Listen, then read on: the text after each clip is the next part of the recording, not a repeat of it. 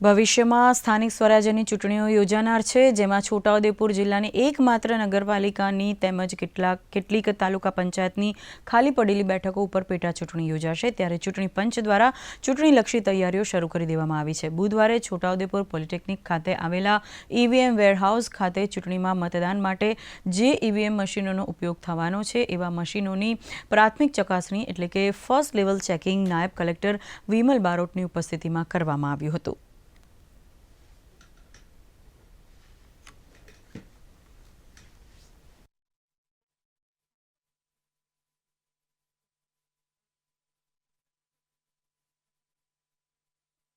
નગરપાલિકા છોટાઉદેપુરની ચૂંટણીમાં વપરાનાર ઈવીએમનું એફએલસી કરવામાં આવ્યું।